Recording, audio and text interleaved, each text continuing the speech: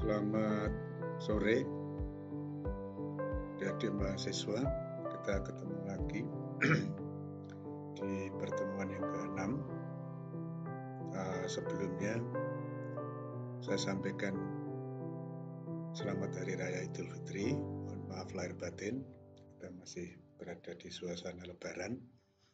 Dan apabila ada kesalahan, saya selaku dosen mohon maaf yang sebesar-besarnya.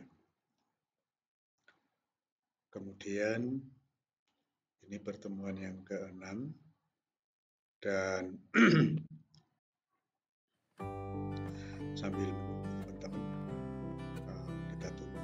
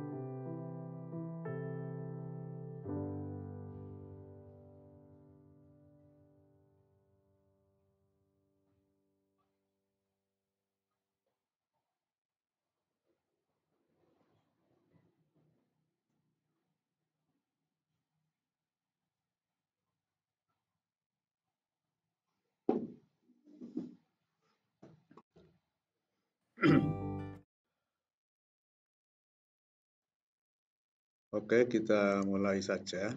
Pertemuan kita yang ke-6, kita membahas pusat laba. Namun sebelum itu, saya ingatkan sekali lagi untuk tidak lupa mengisi daftar hadir di Siakat. Ya. Oke, kita memasuki materi. Materi pada sore hari ini adalah pusat laba, di mana materi ini diharapkan, kemampuan akhir yang diharapkan dari materi ini adalah para mahasiswa mampu menjelaskan pusat pertanggungjawaban investasi dan laba, serta bagaimana mengukur kinerja pusat laba dan pusat investasi.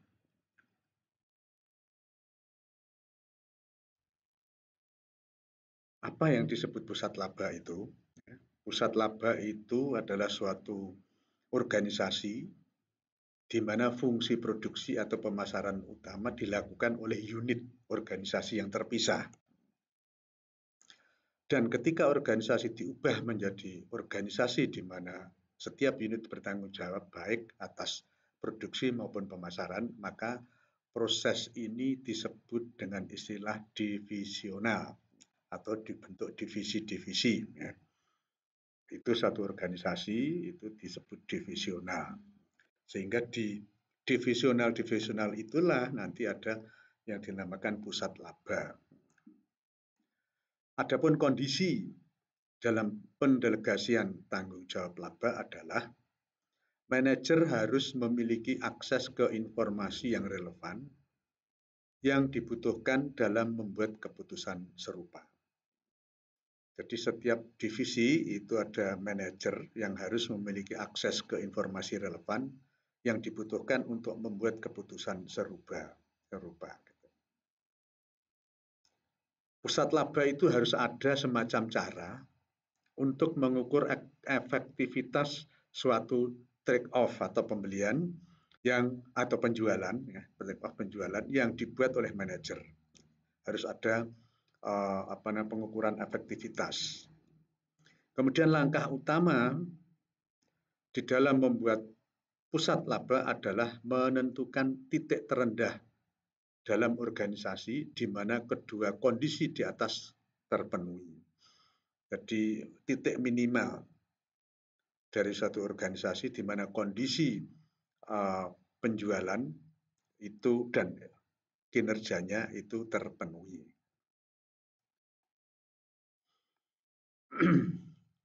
Apa manfaat pusat laba?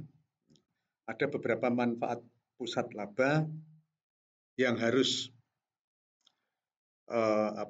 yang bisa diambil dari pendelegasian divisionalisasi suatu organisasi itu tadi.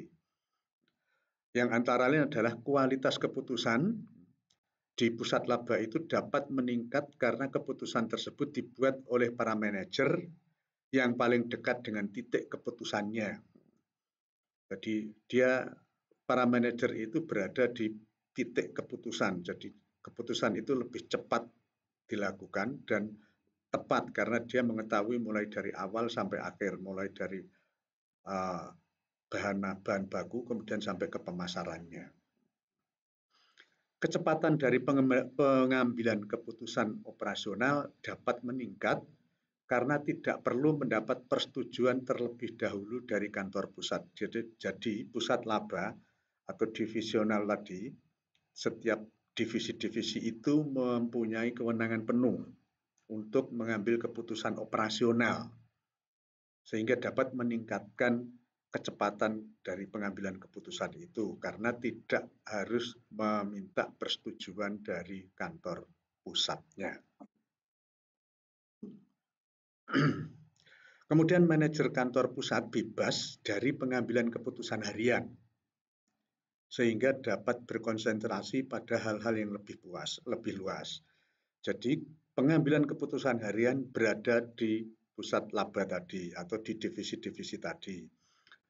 Nah, itu akan membantu kantor pusat sehingga kantor pusat tidak terbebani di dalam pengambilan keputusan harian.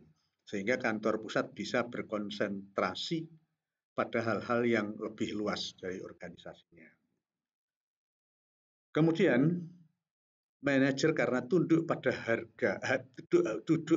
tunduk pada hanya sedikit batasan dari corporate, lebih bebas untuk menggunakan imajinasi dan inisiatifnya. Jadi para manajer ini karena hanya tunduk pada sedikit batasan dari kantor pusat atau corporate-nya, itu dia lebih bebas untuk menggunakan imajinasi dan inisiatifnya di dalam pengembangan divisinya atau pengembangan organisasinya atau pengembangan dari pusat labanya itu tadi. Kemudian karena pusat laba serupa dengan perusahaan yang independen, maka pusat laba memberikan tempat pelatihan yang sempurna bagi manajemen umum. Jadi setiap pusat laba atau setiap divisi tadi itu adalah kecenderungan lebih independen, dan pusat laba ini bisa digunakan sebagai tempat pelatihan dari para manajer umum untuk membuat suatu keputusan-keputusan, karena dia akan melihat langsung proses operasionalnya dari perusahaan, dari organisasi itu.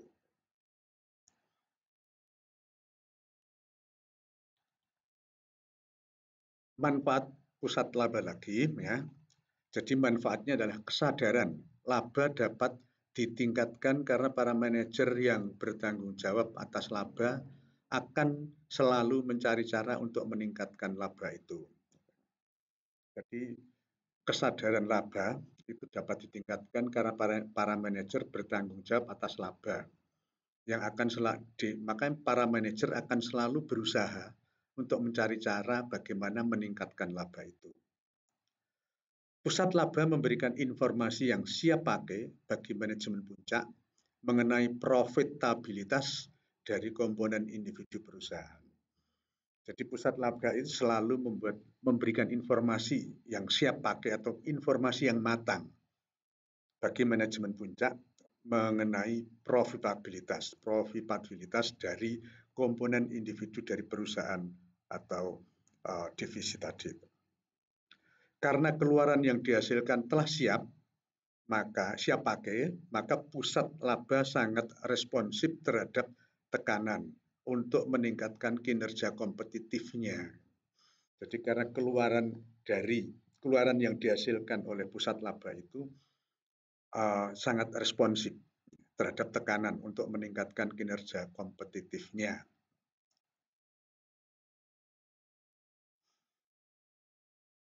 Sampai di sini, nanti kalau ada pertanyaan silahkan menggunakan jalur WA. Ya. Jadi nanti semua mahasiswa itu baik yang bertanya maupun tidak bisa mengikuti penjelasannya. Oke, kita lanjut.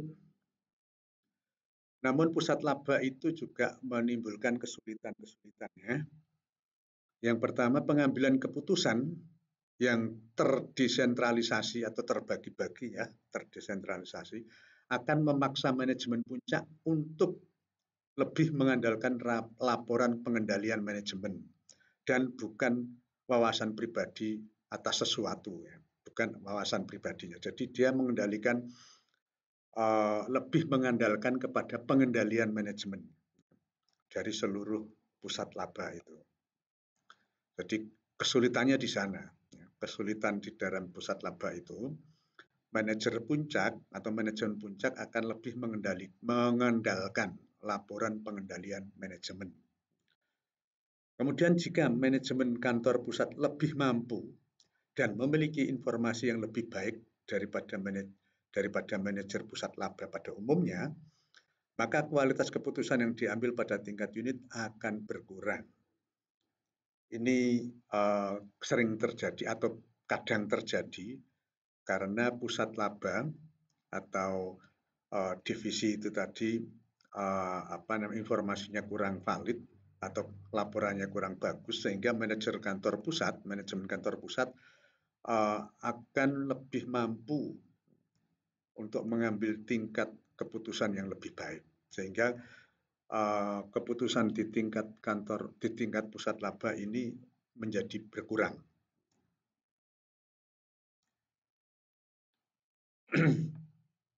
Kita lanjutkan. Kesulitannya lagi adalah perselisihan yang dapat meningkat karena adanya argumen mengenai harga transfer yang sesuai, mengalokasikan biaya umum yang tepat, dan kredit untuk pendapatan yang sebelumnya dihasilkan secara bersama-sama oleh 2 atau lebih unit bisnis atau pusat laba tadi.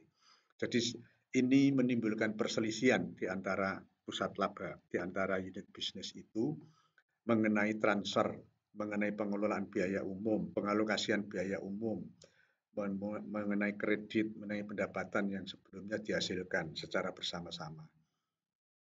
Kemudian kesulitan yang lain adalah unit-unit organisasi yang pernah bekerja sama dengan unit fungsional akan saling berkompetisi satu sama lain. Ini bisa menimbulkan kompetisi yang tidak sehat. Itulah kesulitan yang mungkin dihadapi dengan pola pusat laba.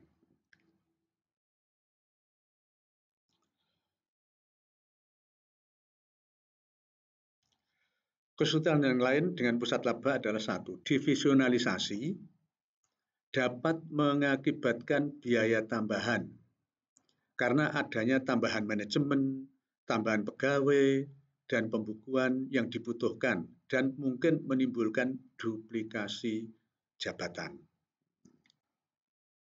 Ya, itu pasti karena kalau divisionalisasi berarti di situ di setiap divisi itu ada pegawainya, ada pembukuannya, dan pembukuannya nanti akan dibukukan lagi di kantor pusat. Jadi ada kemungkinan duplikasi jabatan di sana. Kemudian tidak ada kesempatan untuk mengembangkan kompetisi bagi para manajer umum. Biasanya divisionalisasi atau pusat laba yang dibentuk oleh suatu organisasi atau perusahaan itu untuk manajer umum ini lebih dipegang di manajemen pusat biasanya. Sehingga manajer umum yang ada di divisi-divisi ini tidak punya kewenangan full. Hanya manajer umum karena sifat biaya yang dikeluarkan oleh manajer umum itu adalah standar dari pusat. Kemudian ada terlalu banyak tekanan atau profitabilitas jangka pendek sehingga mengorbankan profitabilitas jangka panjang. Jadi karena ada kompetisi di antara para pusat laba itu atau divisional itu sehingga mereka lebih menekankan pada keuntungan jangka pendek, sehingga kadang mengorbankan keuntungan jangka panjang. Karena kalau setiap dia laporan dia harus lebih baik dari pusat laba yang lain misalnya. Kemudian tidak ada sistem yang sangat memuaskan untuk memastikan bahwa optimalisasi laba dari masing-masing pusat laba akan mengoptimalkan laba perusahaan secara keseluruhan. Ini perbedaan antara maksimal dan optimal. Ya. Jadi memang tidak ada sistem yang sangat memuaskan untuk memastikan bahwa optimalisasi laba dari masing-masing pusat laba akan mengoptimalkan laba perusahaan secara keseluruhan. Jadi karena ada pembagian satu bagian atau manajer umum itu yang masih harus tegak lurus kepada manajemen pusat. Sehingga biaya setiap pusat laba belum tentu sama. Sehingga secara keseluruhan itu laba perusahaan secara keseluruhan belum tentu bisa optimal.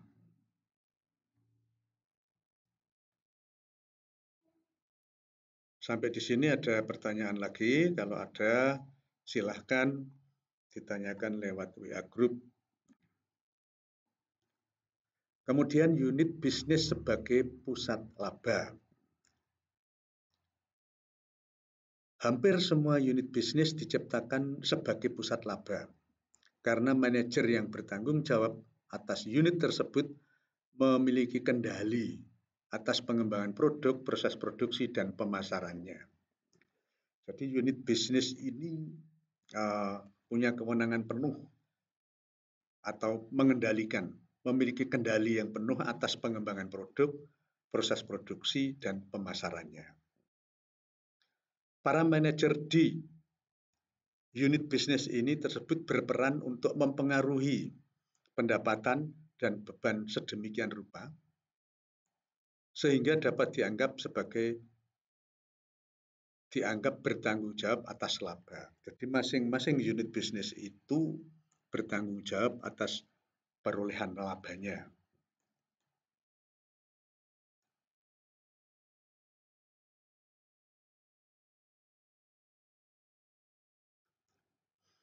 Batasan-batasan atas kewenangan unit bisnis ini perlu dilakukan. Ini perlu dilakukan karena unit bisnis ini harus ada kendali dari manajemen pusat, meskipun sangat terbatas karena manajer di unit bisnis bisa mengendalikan unit bisnis bisa memilih pengendalian terhadap pengembangan produk, proses produksi, dan pemasaran. Jadi batasan atas wewenang unit bisnis adalah manajer unit bisnis akan memiliki otonomi seperti presiden dalam suatu perusahaan independen. Top manager di unit bisnis itu punya kewenangan penuh kayak presiden. Struktur unit bisnis mencerminkan penjualan atau trade-off antara otonomi unit bisnis dan batasan perusahaan. Jadi struktur unit bisnis mencerminkan seberapa trade-off antara otonomi unit bisnis dan batasan perusahaan. Batasan dari unit bisnis lain adalah dalam hal mengendalikan ada 3 jenis keputusan. Keputusan produk, keputusan pemasaran, dan keputusan perolehan. Bagaimana mendapatkan atau memproduksi barang dan jasa.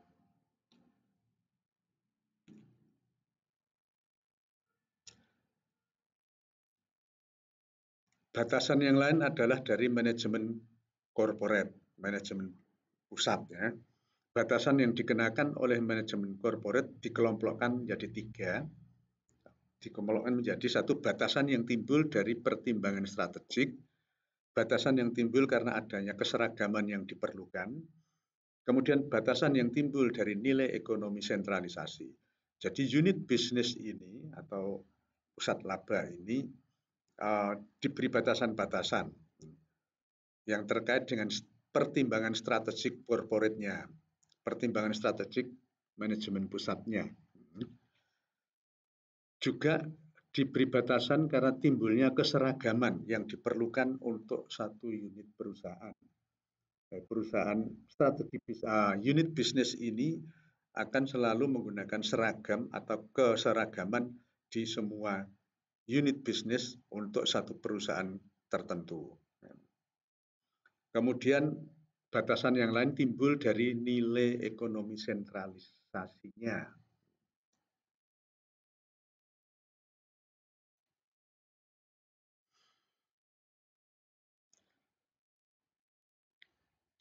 Batasan-batasan yang lain dari wewenang unit bisnis adalah setiap unit bisnis memiliki suatu perjanjian yang menyatakan aktivitas pemasaran dan atau produksi yang boleh dilaksanakan. Dan unit bisnis tersebut harus menjaga untuk tidak beroperasi di luar perjanjian tersebut. Meskipun jika unit bisnis tersebut melihat kesempatan laba dengan melakukan hal itu. Jadi unit bisnis ini tetap ada batasan-batasan yang diberikan, yang dikeluarkan oleh manajemen pusat atau corporate dengan perjanjian yang menyatakan aktivitas pemasaran atau produksi yang boleh dan tidak boleh dilaksanakan. Meskipun unit bisnis tersebut itu punya atau melihat kesempatan ada suatu laba yang bakal diperoleh kalau dia melakukan kegiatan di luar perjanjian tersebut. Tapi hal itu tidak boleh dilakukan.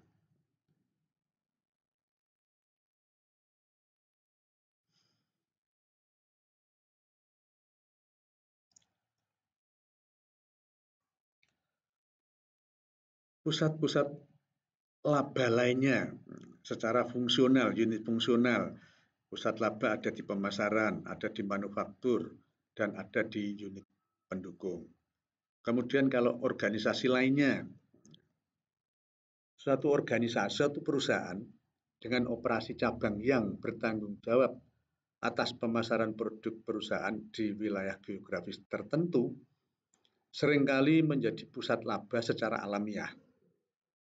Meskipun para manajer cabang tidak memiliki tanggung jawab manufaktur atas pembelian, profitabilitasnya seringkali merupakan satu-satunya ukuran kinerja yang paling baik.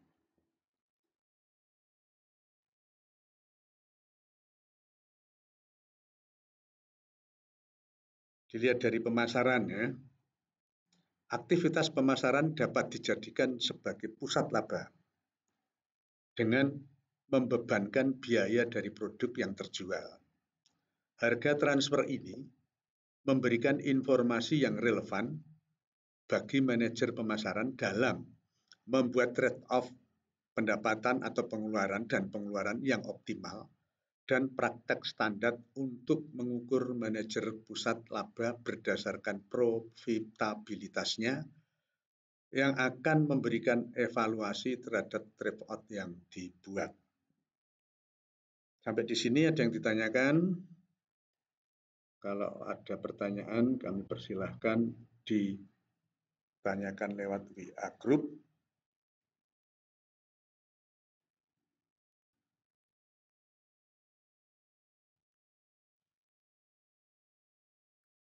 Kemudian manufaktur. Jadi pusat laba itu tadi pemasaran juga unit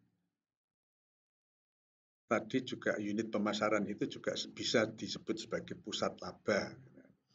Kemudian manufaktur itu bisa juga disebut pusat beban atau pusat laba juga.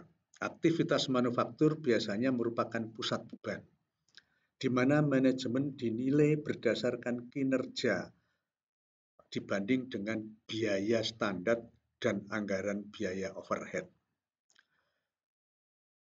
Tetapi ukuran ini dapat menimbulkan masalah karena ukuran tersebut tidak mengindikasikan sejauh mana kinerja manajemen atas seluruh aspek dari pekerjaannya.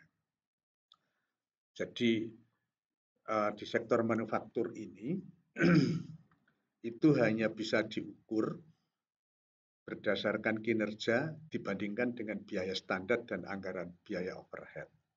Sehingga ukuran ini belum bisa atau menimbulkan masalah karena ukuran tersebut tidak mengindikasikan sejauh mana kinerja manajemen atas seluruh aspek dari pekerjaannya. Jadi di manufaktur itu tidak hanya sekedar biaya yang keluar dan biaya overhead, tetapi ada waktu yang ditempuh dan sebagainya. Itu tidak tercover di sana. Oleh karena itu,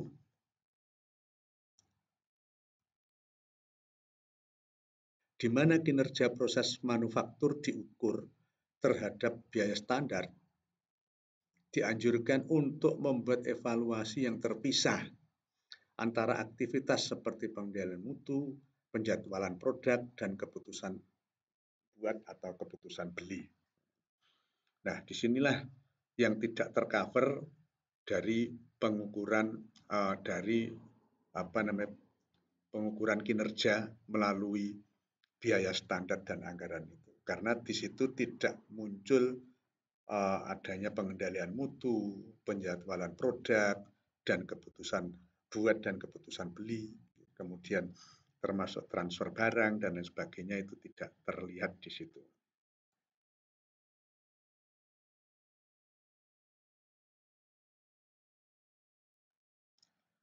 Kemudian unit pendukung ini juga bisa sebagai pusat laba ya.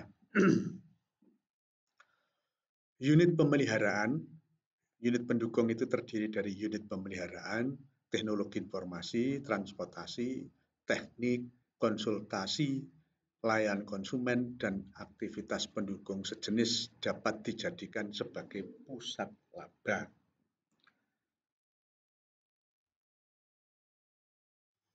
Hal ini dapat dioperasionalkan kantor pusat dan divisi pelayanan perusahaan atau dapat dipenuhi di dalam unit bisnis itu sendiri. Jadi unit pendukung ini ada di kantor pusat maupun ada di unit bisnis. Jadi dua-duanya ada.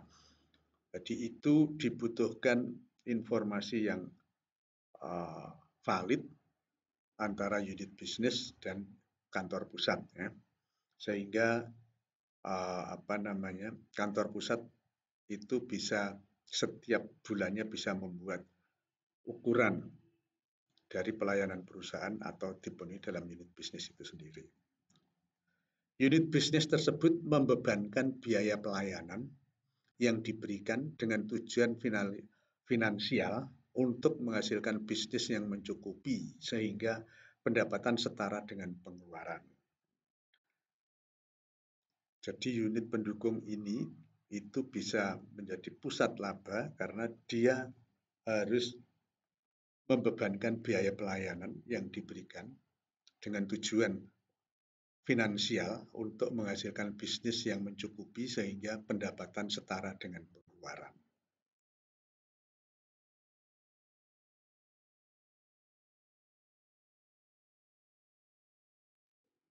Mengukur profitabilitas. Terdapat dua jenis pengukuran profitabilitas yang digunakan untuk mengevaluasi suatu pusat laba. Yang pertama adalah kinerja manajemen. Terdapat dua jenis pengukuran profitabilitas yang digunakan untuk mengevaluasi suatu pusat laba. Yang pertama adalah kinerja manajemen. Yang kedua adalah margin kontribusi. Untuk kinerja manajemen, pengukuran kinerja manajemen yang memiliki fokus pada bagaimana hasil kerja para manajer. Ini diukur melalui kinerja manajemen. Kemudian ukuran kinerja ekonomi yang memiliki fokus pada bagaimana kinerja pusat laba sebagai suatu entitas ekonomi. Jadi ukuran kinerja ekonomi dan ukuran kinerja manajemen yang memiliki fokus pada bagaimana kinerja pusat laba sebagai suatu entitas ekonomi, satu gerakan ekonomi, suatu gejolak ekonomi di unit bisnis itu. Kemudian margin kontribusi digunakan. Margin kontribusi menunjukkan rentan antara pendapatan dengan beban variabel. Alasan utama mengapa ini digunakan sebagai alat ukur kinerja manajer pusat laba adalah bahwa karena beban tetap berada di luar kendali manajer tersebut, sehingga para manajer harus memusatkan perhatian untuk memaksimalkan margin kontribusinya. Jadi beban tetap itu biasanya dikendalikan langsung dari manajer pusat, manajemen pusat.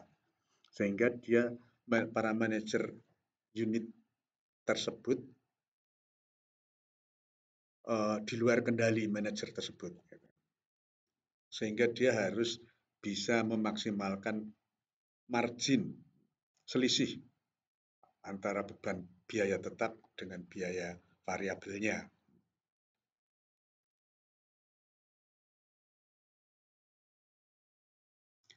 Jenis-jenis ukuran kinerja. Yang pertama, laba langsung. Jadi jenis ukuran kinerja itu bisa dilihat dari laba langsung. Laba langsung mencerminkan kontribusi pusat laba terhadap overhead umum dan laba perusahaan. Ukuran ini menggabungkan seluruh pengeluaran pusat laba yang dikeluarkan oleh atau dapat ditelusuri secara langsung ke pusat laba tersebut tanpa mempedulikan apakah pos-pos dalam kendali manajer pusat laba atau tidak. Ini hanya dilihat dari laba langsung. Ukuran ini menggabungkan seluruh pengeluaran pusat laba yang dikeluarkan oleh atau dapat ditelusuri langsung ke pusat laba tersebut tanpa mempedulikan apakah pos-pos kendali manajer pusat laba atau tidak. Kemudian laba yang dikendalikan. Pengeluaran kantor pusat dapat dikelompokkan menjadi dua kategori. Yang pertama dapat dikendalikan dan yang kedua tidak dapat dikendalikan.